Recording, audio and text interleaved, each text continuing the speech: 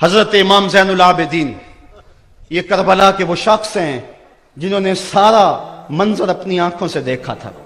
इतने दुख किसी को नहीं पहुंचे जितने ज़ैनब और ज़ैनुल आबिदीन को पहुंचे हैं। सब मंजर खुली आंखों से देखा। 14 साल की उम्र है, बीमार हैं। तारीख बताती है उसके बाद सारी जिंदगी हजरत ज़ैनुल आबिदीन ने ठंडा पानी नहीं पिया। जब पानी पीने लगते तड़पने लगते, कहते मुझे सकीना की प्यास याद आती है, मुझे अली अस्कर का तड़पना याद आता है। सारी जिंदगी फिर ठंडा पानी नहीं पिया। हजरत इमाम ज़ैनुल आबिदीन ने यह सारा मंजर खुली आंखों के साथ देखा था। और फिर आपने दमिश्क के बाजारों में भी और कूफे की गलियों के अंदर भी सरों का यह काफिला अपनी क़यादत के अंदर जो है वो गुजारा था। जब यजीद के दरबार के अंदर हजरत इमाम ज़ैनुल आबिदीन पहुंचे तो यजीद ने पहले तो जो है वो दुख का इजहार किया। बाज लोग यहां से यजीद की बरियत का ऐलान करते हैं। यहां किसी ने बड़ी खूबसूरत बात कही कि कातिल की पशेमानी मकतूल की अहमियत को तो बढ़ा सकती है, लेकिन उसके दामन से कत्ल के दाग को नहीं धो सकती। तो उसने ये सब कुछ किया, ये बस उसके टसवे थे जो वो बहाने लगा। लेकिन बाद में उसने हजरत इमाम हुसैन रज़ी अल्लाह ताला अन्हु के दांतों के ऊपर जो है वो छड़ी मारना शुरू कर दी। तो हजरत अबू बरजा असलमी सहाबी रसूल वहां मौजूद थे। वो खड़े हो गए, उठ के बदन कांपता है उनका।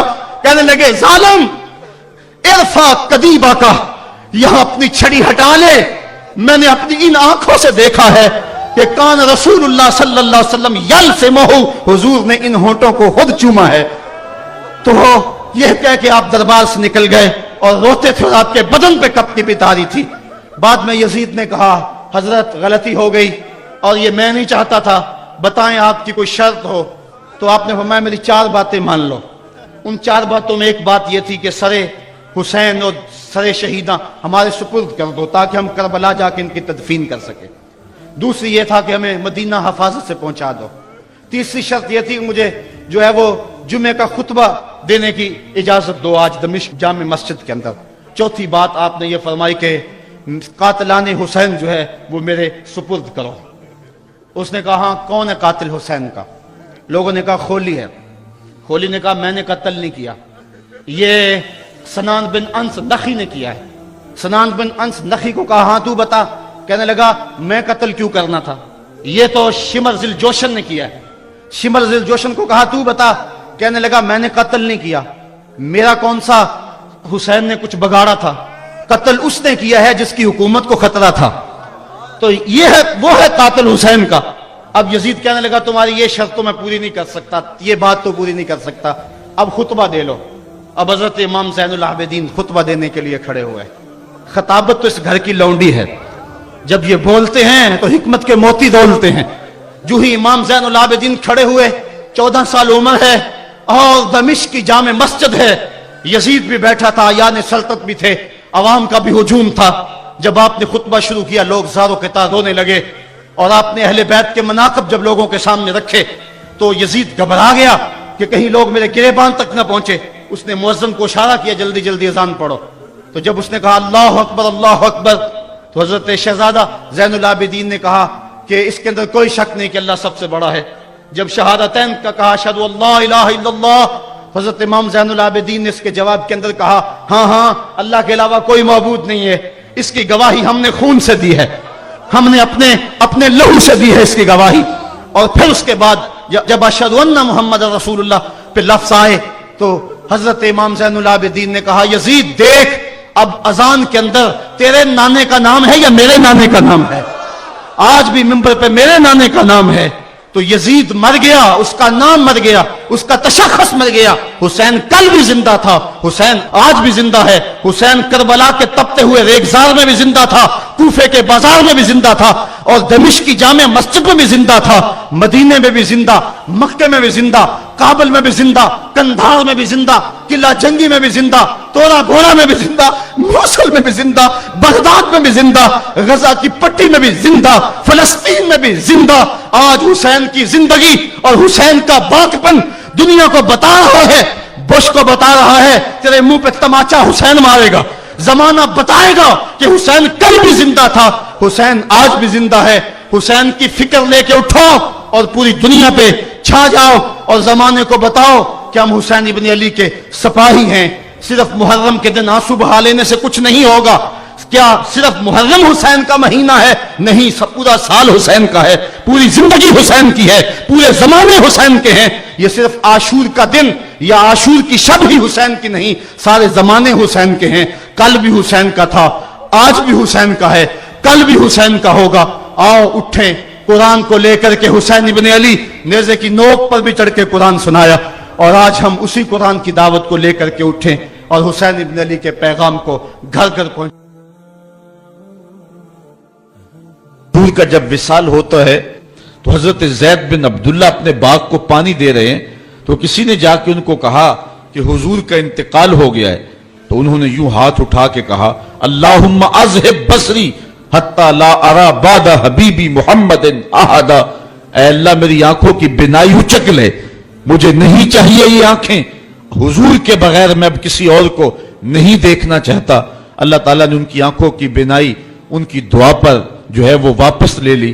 کچھ لوگ ان کا حال پوچھنے گئے، جب پتا چلا ان کی بینائی چلی گئی ہے تو انہوں نے کہا بڑا افسوس ہوا ہے کہ تمہاری آنکھوں کی بینائی جاتی رہی، تو فرمانے لگے تمہیں افسوس ہوگا، مجھے تو کوئی افسوس نہیں، میں حضور کے چہرے کے بغیر کچھ دیکھنا ہی نہیں چاہتا۔ یہ پیار کی وہ انوکھی داستان ہے کہ جو آپ کو کائنات میں کہیں بھی نہیں ملے گی۔ حضرت حسان بن ثابت رضی اللہ تعالیٰ عنہ کے اشعار پڑھیں جو حضور کے وصال پہ انہوں نے کہے ہیں، اس میں وہ فرماتے ہیں حضرت حسان بن ثابت کاش کہ مجھے کالا سانپ لڑ جاتا اور میری زندگی کا خاتمہ کر دیتا۔ سیدہ فاطمہ کہتی ہیں سبت علیہ مصائب لو انہا سبت علی الایام سرنا لیالیا، کہ میرے اوپر وہ مصیبتوں کے پہاڑ ٹوٹ پڑے ہیں، اگر وہ مصیبتیں جو ہے وہ روشن پر پڑتی تو وہ بھی سیاہ راتیں بن کے رہ جاتی۔ تو یہ محبتوں کی کیفیت، انسان تو انسان رہے۔ وہ غضبہ نامی اونٹنی جس پہ حضور سواری کیا کرتے تھے تو وہ حضرت سیدہ فاطمہ کی دہلیز پہ سر رکھ کے باقاعدہ آنسو بہایا کرتی تھی۔ وہ یافور نامی حضور کا دراز گوش قبیلہ بنو سلیم کے کنویں میں چھلانگ لگا کے اپنا خاتمہ کر لیتا ہے، جب حضور چلے گئے ہیں تو ہم نے جی کے کیا لینا ہے۔ حضرت امام احمد بن حنبل نے اپنی مسند کے اندر لکھا ہے کہ حضور کے گھر میں ایک چھوٹا سا ممولا تھا، جب حضور گھر آتے تو وہ کسی گوشے میں بیٹھ کے حضور کو دیکھتا رہتا، اور آقا کریم علیہ السلام جب گھر سے چلے جاتے اس طرح تو وہ مضطرب ہو جاتا، کبھی چارپائی پہ آ جاتا، کبھی چھت پہ، کبھی نیچے، کبھی دائیں، کبھی اوپر۔ جب آقا کریم علیہ السلام دوبارہ گھر آتے فساکانہ تو اس کے دکھی دل کو قرار آ جاتا۔ اور اگر محبتوں کی کہانیاں اور الفتوں کی دل آویز داستان کو چھیڑنے لگوں تو میں تمہیں ایک ایسی البیلی اور انوکھی کہانی سناؤں گا جس کو حضرت امام بخاری نے اپنی صحیح سند کے ساتھ روایت کیا ہے کہ مسجد نبوی کا ماحول ہے۔ آقا کریم علیہ السلام منبر پہ جلوہ فراز ہوئے، ابھی خطبے کا آغاز ہی ہوا ہے کہ ایک جانب سے سسکیوں کی آواز آنے لگی، کوئی پھوٹ پھوٹ کے رو رہا ہے۔ صحابہ دائیں بائیں دیکھتے ہیں، رونے والا نظر نہیں آتا، اور رونے والا اس درد سے روتا ہے کہ سینوں کے اندر کلیجے پھٹتے دکھائی دیتے ہیں۔ اس کے لہجے میں گداز اتنا ہے اور درد اتنا ہے کہ صحابہ دائیں بائیں دیکھتے ہیں، رونے والا نظر بھی نہیں آتا، لیکن اس کے رونے کی ہچکیاں اور سسکیاں زہرا گداز ہیں، کلیجہ پگھلا دینے والی ہیں۔ اللہ اکبر۔ فنزل النبی صلی اللہ علیہ وسلم عن المنبر، حضور منبر سے نیچے اترے۔ آج پہلا دن تھا کہ حضور کے لیے منبر بنا تھا، حضور منبر پر بیٹھے تھے۔ پہلے کھجور کے ایک تنے کے ساتھ ٹیک لگا کے حضور واز کیا کرتے تھے، آج منبر بنا تو اس کو ایک سمت رکھ دیا گیا۔ رونے والا یہ وہ خشک تنا تھا جو حضور علیہ السلام کی جدائی کے اندر تڑپ رہا تھا۔ اس تنے حنانہ در ہجر رسول زارمی نالت چوں ارباب عقول، رومی کہتے ہیں کہ اس تنے حنانہ عاقل لوگوں کی طرح سسکیاں لے کے رو رہا ہے۔ آقا کریم علیہ السلام آئے اور اس تنے کو حضور نے اپنی باہوں میں لے لیا۔ جس طرح کوئی بچہ بچھڑا ہوا ماں کی گود میں آ جائے تو اس کی گھگی بن جاتی ہے، اس طرح اس کی گھگی بند گئی اور آقا کریم اس کے اوپر اپنا ہاتھ پھیرتے رہے، اور بتدریج اس کی سسکیاں اور اس کا رونا کم ہوتا رہا۔ پھر تھوڑی دیر کے بعد آقا کریم دوبارہ منبر پہ آئے، صحابہ سے ارشاد فرمایا کہ اے میرے صحابہ، لو لم افعل ھکذا لھن الی یوم القیامہ، اگر میں منبر سے اتر کر کے اپنے عاشق زار کو یوں تسلی نہ دیتا، یہ قیامت تک روتا رہتا۔ حضرت امام محمد بن سیرین ایک بزرگ ہوئے ہیں، آپ فرمایا کرتے تھے کہ جب حضور کی محبت کا عالم یہ ہے کہ خشک لکڑیوں کو بھی جدائی برداشت نہیں ہے، تو حضور علیہ السلام کے جو غلام ہیں پھر ان کی محبت کا عالم کیا ہوگا۔ کربلا کے میدان میں حضرت امام حسین کے پاس ایک شکی آیا اور بڑی دیدہ دہانی سے کہنے لگا کہ دیکھو فرات کی نہر، اس کی لہریں اور اس کی موجیں اپنی پوری روانی کے ساتھ بہ رہی ہیں اور تمہیں ایک گھونٹ بھی نہیں ملے گا۔ تو حضرت امام حسین رضی اللہ تعالیٰ عنہ جو پیاس کاٹ رہے تھے، آپ کا خاندان پیاس سے بیٹھا تھا اور اللہ پر صابر تھے، آپ غصے اور جلال میں آئے اور ایسے ہاتھ اٹھائے اور کہا مالک آل محمد کو تانے دے رہا ہے، حوض کوثر کے وارثوں پہ بات کر رہا ہے، اللہم امت ہو عطشانن، اے اللہ اس کو پیاسا مار۔ بس یہ لفظ زبان سے نکلنے تھے کہ اس کا گھوڑا بدکا اور رکاب میں اس کا پاؤں پھنسا اور وہ چیختا روتا رہا اور پانی پانی پکارتا رہا اور اس حالت کے اندر مر گیا۔ اگر ان کے ہاتھ اٹھ جاتے تو وہاں اس امتحان گاہ میں کوئی راستہ نکل سکتا تھا، لیکن حضرت امام حسین رضی اللہ تعالیٰ عنہ نے کوئی راستہ نہیں لیا، کوئی کمپرومائز نہیں کیا۔ آپ نے فرمایا کہ ایک ہی بات ہے کہ میں یزید کے ہاتھوں میں ہاتھ نہیں دوں گا۔ یزید کا اصرار یہ تھا کہ تم میری بیعت کر لو، میں تمہیں سب کچھ دوں گا۔ بہت سارے لوگ ہم نے دیکھے ہیں کہ جب وہ باطل کے خلاف کھڑا ہونے کی بات کرتے ہیں تو ان کی گفتگو میں بڑا تن تنا ہوتا ہے، ہم یہ کر دیں گے، ہم وہ کر دیں گے، لیکن جب حکومت وقت ان کا میٹر کاٹ دے تو پھر وہ یو ٹرن لے لیتے ہیں۔ وہ اتنی تکلیف بھی گوارا نہیں کرتے جو چمک چمک کے بات کر رہے ہوتے ہیں۔ میں سلام نہ کر لوں، بیٹوں کی گردنیں کاٹ دی گئی، حسین نے پھر بھی یو ٹرن نہیں لیا ہے، حسین نے پھر بھی راستہ تبدیل نہیں کیا ہے، استقامت کا کوہ گرا بنے رہے۔ اور اس امتحان گاہ میں حضرت امام حسین رضی اللہ تعالیٰ عنہ نے جس پامردی کے ساتھ، جس جرأت کے ساتھ قیام کیا، وہ تاریخ کا ایک انوکھا باب ہے۔ میں ایک بات کہا کرتا ہوں کہ لوگ سر بچانے کے لیے ہاتھ دے دیتے ہیں، لیکن امام حسین نے ہاتھ بچانے کے لیے سر دے دیا اور یزید کے ہاتھ میں ہاتھ نہیں دیا۔ یہ سرخروئی تھی جو انہوں نے کہا کہ یہ کیسے ہو سکتا ہے، آپ کے لفظ ہیں وَمِثْلِي لَا يُبَايِعُ، کہ میرے جیسے لوگ یزید جیسے لوگوں کے ہاتھ پر بیعت کیسے کر سکتے ہیں۔ یہ بات ذہن میں رکھیے کہ یہ جو مسلح کی امامت ہے یہ امامت صغرا ہے، چھوٹی امامت ہے۔ اس میں تو اگر امام کی داڑھی کا سائز چھوٹا ہو، حد شریعت سے کم ہو، تو اس کے پیچھے نماز نہیں پڑھی جاتی۔ اگر وہ اچھی طرح سے پاؤں نہیں لگاتا ہے تو اس کے پیچھے نماز نہیں پڑھی جاتی۔ اگر وہ فاسق مولن ہے تو اس کے پیچھے نماز نہیں پڑھی جاتی۔ اور جو مسلح کبرا امامت کبرا کا امام ہے تو وہ جیسا بھی ہو اس کے ہاتھ پہ بیعت کر لیں گے۔ یہ آج کے دور کا مفاد پرست تو کر سکتا ہے جو قیمے والے نان پہ ووٹ دے دیتا ہے، جس کی رگوں میں محمد عربی کا خون ہے، بھلا اس سے یہ کیسے گوارا ہو سکتا ہے۔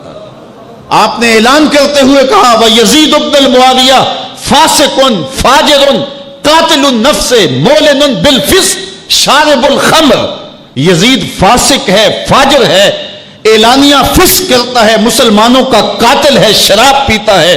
حسین ابن علی اس کی کیسے بیعت کر سکتا ہے؟ میں ڈٹ کے ڈنکے کی چوٹ پہ یزید کی بیعت کا انکار کرتا ہوں۔ اب اس کی قیمت کتنی دینی پڑے گی؟ جتنی بھی قیمت مجھے دینی پڑے وہ میں قیمت ادا کروں گا۔ میں تمہارے لیے ایک مثال پیش کرنا چاہتا ہوں، اور آپ نے وہ مثال روشن مثال پیش کی۔ دیکھیے کربلا کے میدان میں حضرت امام حسین اگر نہ جاتے، کوئی راستہ لے لیتے، تو مجھے یہ بتائیے کیا آج ہمارے اندر موجود ہوتے؟ موت تو برحق ہے، لیکن آپ نے وہ راستہ اختیار کیا جو موت کا نہیں تھا، حیات کا تھا۔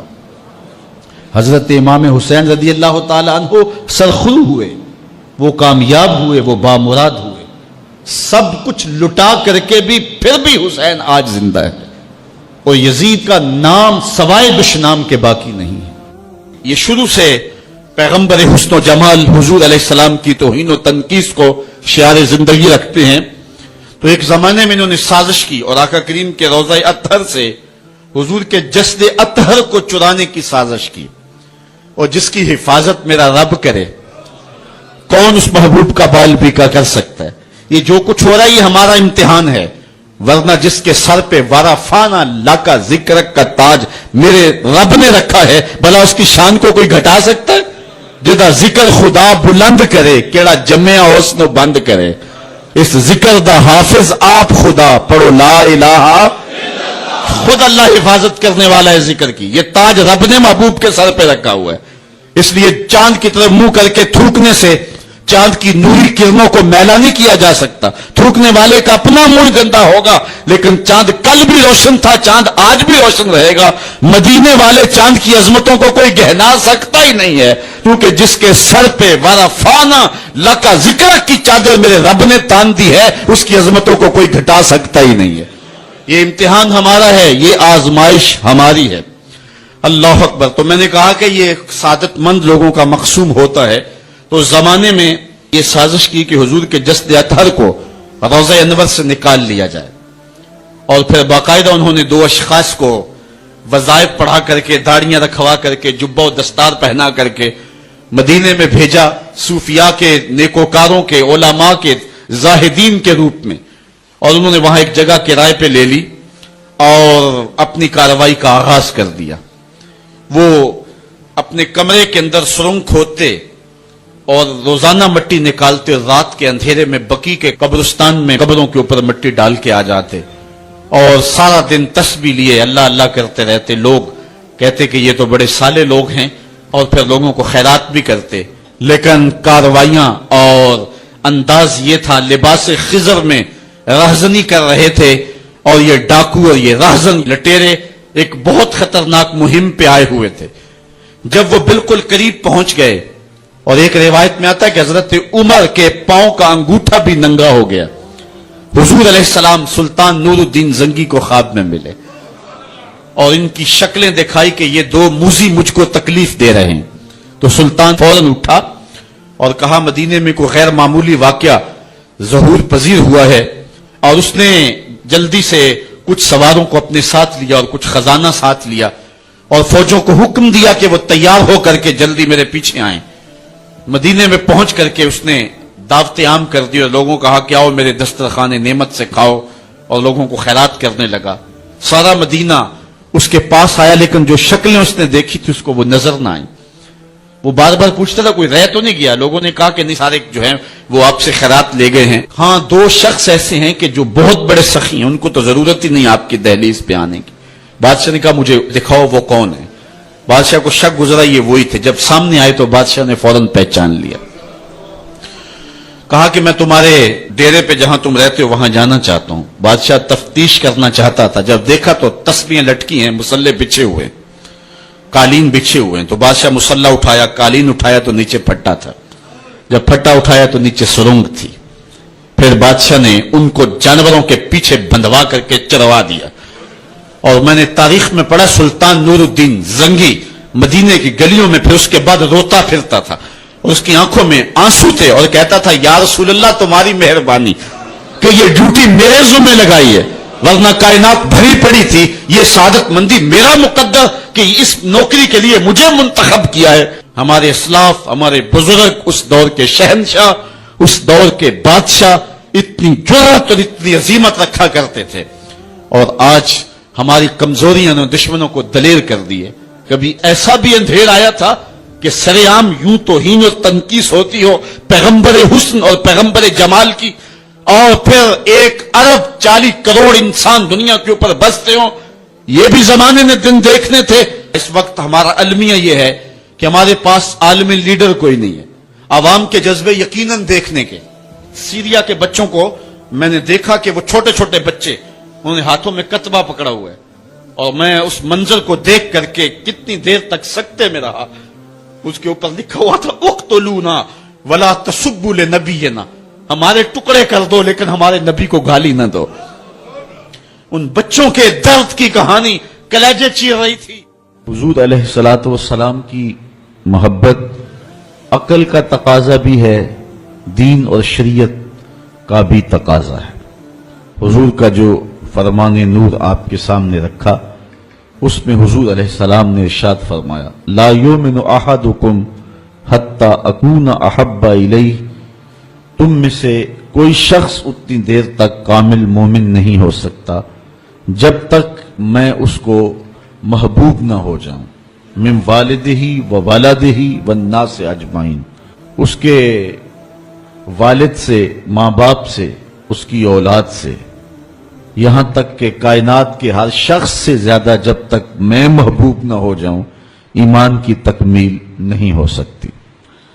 حضرت سیدنا عمر رضی اللہ تعالیٰ عنہ نے بارگاہ رسالت مآب صلی اللہ علیہ وسلم میں عرض کی لَأَنْتَ یا رسول اللہ صلی اللہ علیہ وسلم احب الی من کل شیء الا نفسی، حضور آپ مجھے کائنات کی ہر شے سے زیادہ محبوب ہیں، لیکن میں جو اپنی کیفیت پا رہا ہوں وہ آپ کے سامنے رکھ رہا ہوں، مجھے اپنی جان سے زیادہ آپ محبوب نہیں ہیں.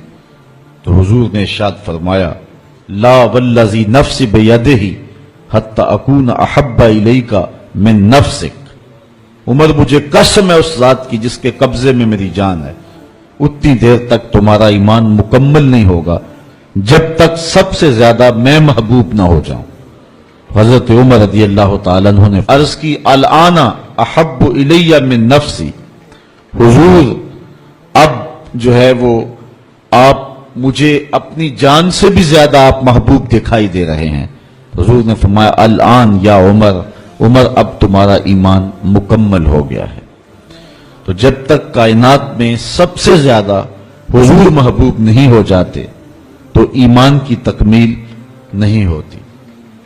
آقا کریم علیہ السلام کی مجلس نور سجی ہے. حضرت انس بن مالک رضی اللہ تعالی عنہ روایت کرتے ہیں ایک شخص آیا اور حضور کی خدمت میں عرض گزار ہوتا ہے متی الساعہ یا رسول اللہ، اے پیارے رسول صلی اللہ علیہ وسلم قیامت کب آئے گی؟ اگر ایک طالب علم پوچھ رہا ہو کہ استاد جی امتحان کب ہوں گے تو اس کا مطلب صاف صاف یہ ہے کہ اس نے بھرپور تیاری کر رکھی ہے اور بے چینی سے اسے امتحانات کا انتظار ہے. تو اس نے کہا متی الساعہ، قیامت کب آئے گی؟ تو حضور نے اس کو جو جواب دیا فرمایا ما عادت لہا، قیامت کا پوچھ رہے ہو اس کے لیے تیاری کیا کر رکھی؟ تو شخص کا جواب سنیے، اس نے عرض کی ما عادت لہا من کثیر صلاۃ ولا صوم ولا صدقہ ولکن احب اللہ ورسولہ، میں قیامت کی تیاری کے لیے نمازوں، روزوں اور صدقات کی کثرت نہیں رکھتا. بعض ہمارے خطبہ جوش خطابت میں کہہ دیتے ہیں کہ اس نے کہا کہ یا رسول اللہ نہ میں نمازیں پڑھی ہیں نہ میں روزے رکھے ہیں. یہ کیسے ہو سکتا ہے کہ ایک صحابی رسول ہو اور وہ نماز نہ پڑھتا ہو اور وہ روزے نہ رکھتا ہو؟ اس نے روزوں اور نمازوں کی کثرت کی دفی کی ہے. لفظ جو حدیث کے ہیں وہ یہ ہیں، اس نے کہا ما عادت لہا من کثیر صلاۃ ولا صوم ولا صدقہ، میرے پاس نمازوں اور روزوں اور صدقے کی کثرت نہیں ہے. اس بات پہ مجھے کوئی تیاری کی صورت میں ناز نہیں ہے کہ میرے پاس بہت ساری نمازوں کا ذخیرہ ہے، صدقات میں نے بہت سارے کیے ہیں، لیکن جو میری تیاری ہے وہ یہ ہے ولیکن احب اللہ ورسولہ، میں اللہ اور اس کے رسول سے پیار کرتا ہوں، میری بس یہی تیاری ہے.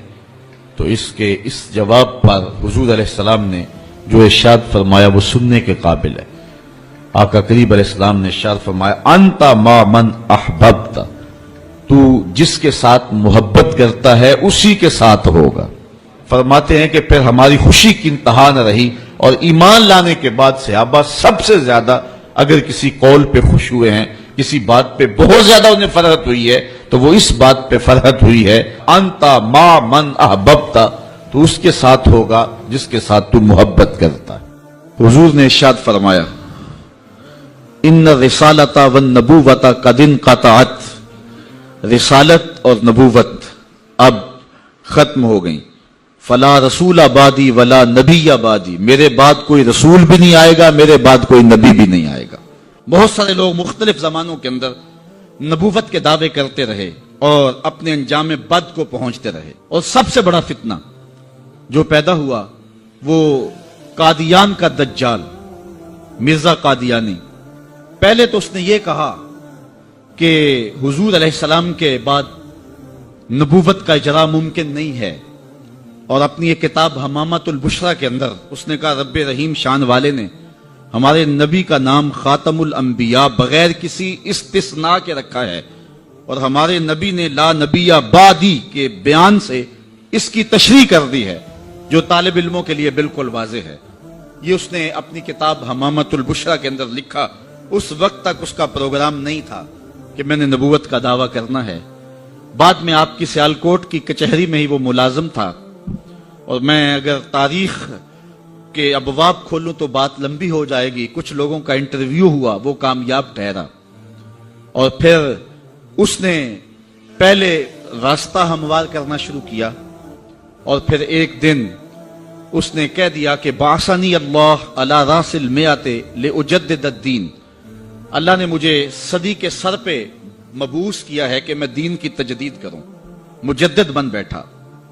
پھر کچھ وقت گزرا، اس نے کہا وَأَنَا الْمَسِيحُ الْمَوْعُودُ وَالْمَهْدِيُ الْمَوْعُودُ، میں مسیح موعود ہوں اور مہدی موعود ہوں. یہ حقیقت الوحی کے اندر اس نے لکھا، روحانی خزائن کے اندر موجود ہے. پھر ایک دن بدبخت نے کہا کہ منم مسیح زماں و منم کلیم خدا، منم محمد و احمد کے مجتبی باشد، استغفر اللہ لعنت اللہ علی الکاذبین. اس نے کہا میں ہی مسیح زماں ہوں، میں ہی کلیم خدا ہوں، اور معاذ اللہ استغفر اللہ میں ہی محمد ہوں، میں ہی احمد ہوں کہ جو مجتبی تھے. اور پھر بدبخت آگے بڑھا اور اس نے انبیاء کی توہین کی، ذات باری کی توحید کی، اور کہا بایعانی ربی، میرے رب نے میری بیعت کی ہے. معاذ اللہ استغفر اللہ. یہ روحانی خزائن کے صفحہ نمبر 227 پہ اس نے لکھا. اور پھر کہنے لگا میرے رب نے مجھے وحی کی ہے، انت منی بمنزلت اولادی، آپ میرے لیے میری اولاد کی جگہ ہیں. استغفر اللہ علی ذالک. پھر اس نے کہا ابن مریم کے ذکر کو چھوڑو، اس سے بہتر غلام احمد ہے. استغفر اللہ. پھر اس نے لفظ گھڑنے شروع کر دیے اور اللہ کی وحی اس کو قرار دینا شروع کر دیا. میرے پاس اتنا وقت نہیں ہے کہ اس کے حفوات اور اس کی بکواسات کو آپ کے سامنے رکھوں، لیکن جو اس نے وحی کے نام سے لوگوں تک پہنچایا وہ گالیاں تھیں، وہ لغویات تھے، وہ الوہیت کی توہین پر مشتمل باتیں تھیں، انبیاء کی توہین تھی، صحابہ اور اہل بیت کی توہین تھی، اور تضادات پر مشتمل باتیں تھیں. اور کیوں نہ ہو کہ یہ شخص ازلی بدبخت تھا، اور پھر اس نے یہاں تک کہا کہ جو میری بات کو نہیں مانتے اور مجھے تسلیم نہیں کرتے وہ جنگلوں کے سور اور کنجریوں کی اولاد ہیں. استغفر اللہ علی ذالک. اور مسلمانوں کو اپنی حمایت اور اپنی اطاعت کے لیے اس نے ابھارا. جو زر پرست لوگ تھے وہ اس کے پیچھے لگ گئے، چونکہ جن کے مفادات اور مرزا قادیانی کے مفادات سانجے تھے تو انہوں نے اس کے پیچھے لگنا ہی تھا. چونکہ مرزا قادیانی جو ہے یہ انگریز کا لگایا ہوا پودا ہے. مختلف ویب سائٹس پر اسلام کے نام پر مرزائی آج بھی سرگرم عمل ہیں. اللہ تعالیٰ جل شانہ نے ہمارے علماء کو یہ توفیق نصیب فرمائی کہ وہ پوری قوت کے ساتھ ان کے مقابلے کے اندر نکلے. پیر سید جماعت علی شاہ رحمۃ اللہ تعالی علیہ، آپ نے فرمایا ان قریب ذلیل ہو کے مرے گا. پھر جہاں مرا آپ کو پتا ہے، گندگی میں لتھڑا ہوا تھا، تڑپتا ہوا مرا. اللہ تعالیٰ جل شانہ نے علماء کو طاقت دی، انہوں نے ناطقہ بند کر کے رکھ دیا.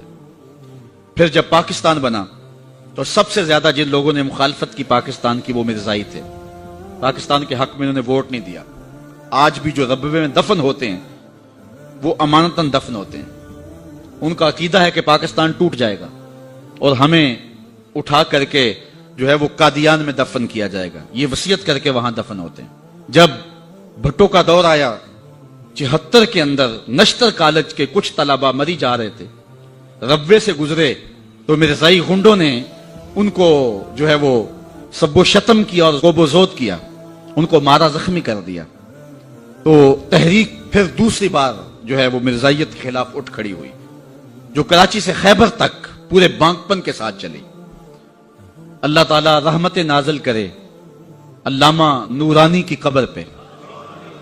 انہوں نے علماء کے دستخط کے ساتھ جو ہے وہ اسمبلی کے اندر درخواست جمع کروائی مرزائیوں کو اقلیت قرار دینے کے لیے، قرارداد پیش کی، اور پھر کیا ہوا، 3 مہینے کی مسلسل محنت۔ علامہ سارا دن اسمبلی کی کارروائی میں رہتے اور راتوں کو دور دراز علاقوں کا سفر کرتے اور جلسے کرتے اور ختم نبوت پر جو ہے وہ لوگوں کو ابھارتے، اور پھر مرزائیوں کو بھی بلایا گیا، صفائی کا موقع دیا گیا۔